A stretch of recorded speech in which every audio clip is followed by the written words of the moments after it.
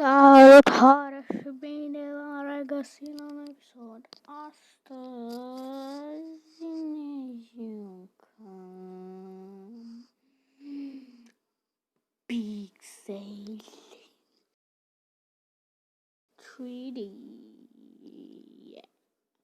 Yeah, ok. Bine, hai să vedem ce mai putem să facem astăzi. Și da. Nu uitați să apăsați pe butonul de like dacă vreți să mai facem. Da, am revenit, scuzați-mă că am revenit după 3 luni. Da, am fost plecat. Adică n-am fost plecat, dar n-am avut timp. Că știți cum e cu școala, nu facem online, noi ne ducem la școală.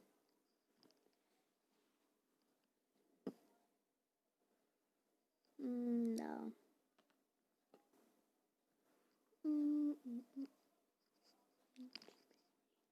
Ok, acum așteptăm să se încarce frumușel.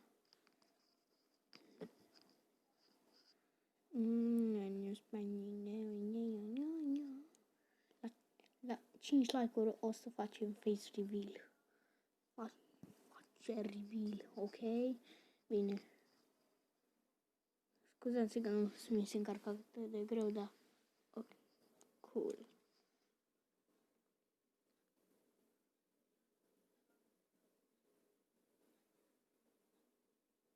Tot e fain frumos.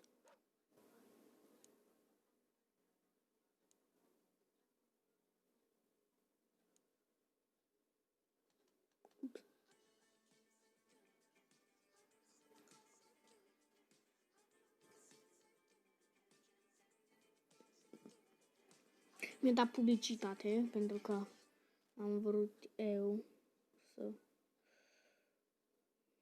fac așa ca să ne dea. Alo?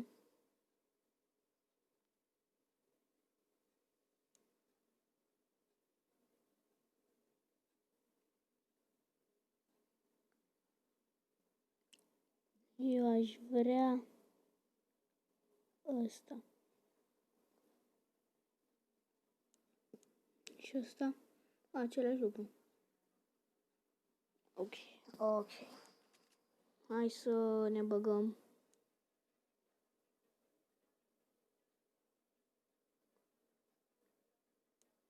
Nu vreau Battle Now, random, că nu ne interesează neapărat harta. Ne interesează. Gostea, nu prea eu. Adică e bună, dar nu cred că eu cred că nu știu eu să joc.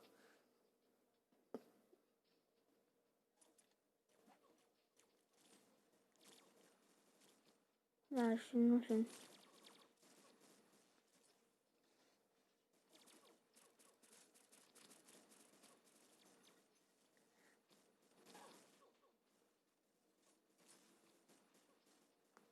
Dar nu sunt prea bun. Trebuie să recunoști.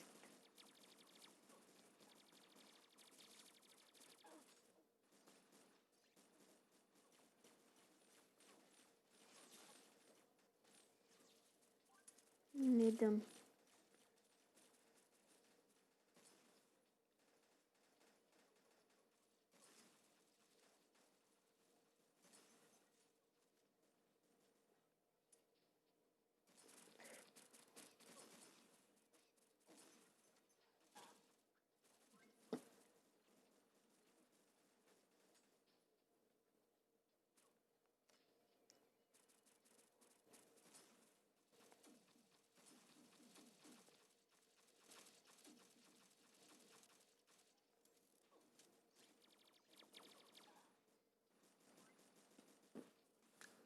Harta asta.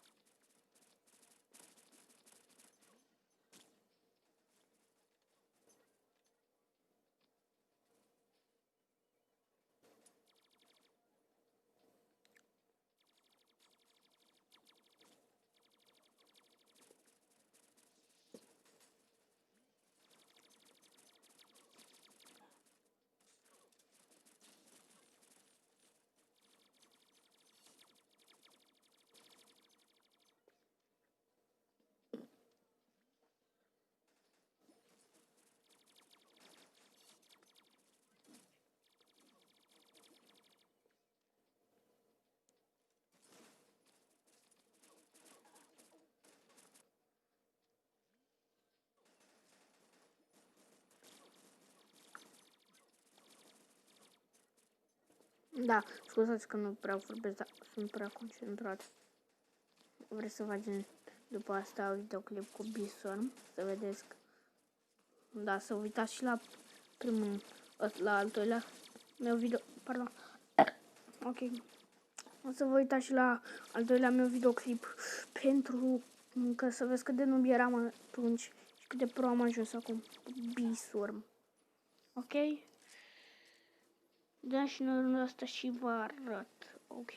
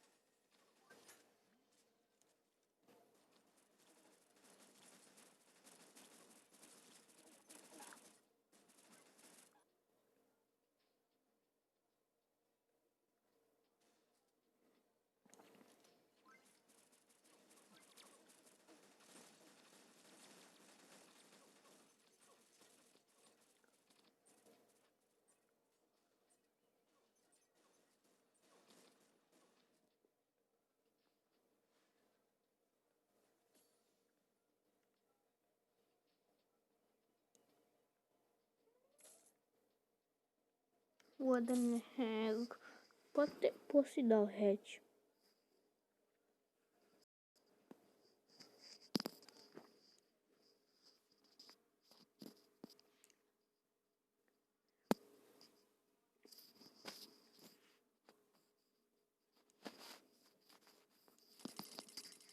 Dăm ceva bun. 5 coinuri. Yes. Exactly.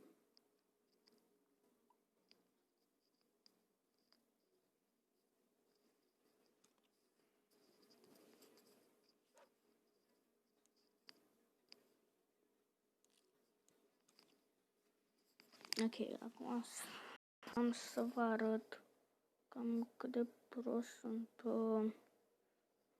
Roblox. Da. Adică Roblox, da, sunt, da. O să vedeți o surpriză. Uitați. Da, mi-am băgat și Roblox, dacă vreți să știți. Și hai pe Bison.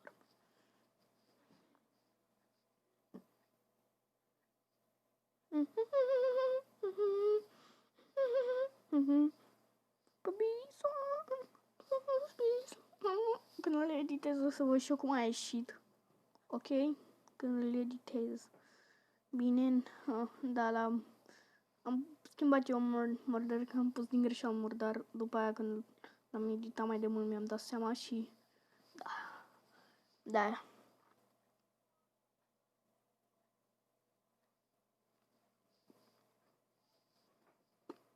Ok, nu știu de ce mi se încarcă atât, dar ok.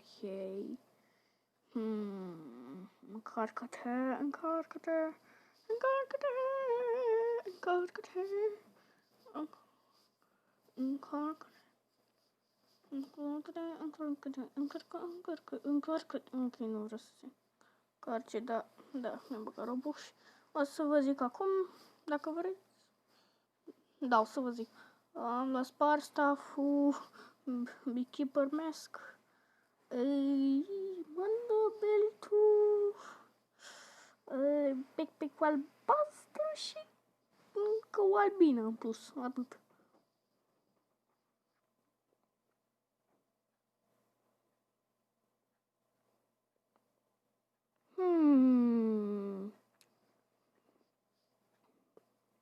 Ok, o să facem episodul cam lung și da, o să încheiem aici. Dacă v-a plăcut, nu uitați să apăsați pe butonul de like. Eu am fost Mihai și ne revedem data viitoare.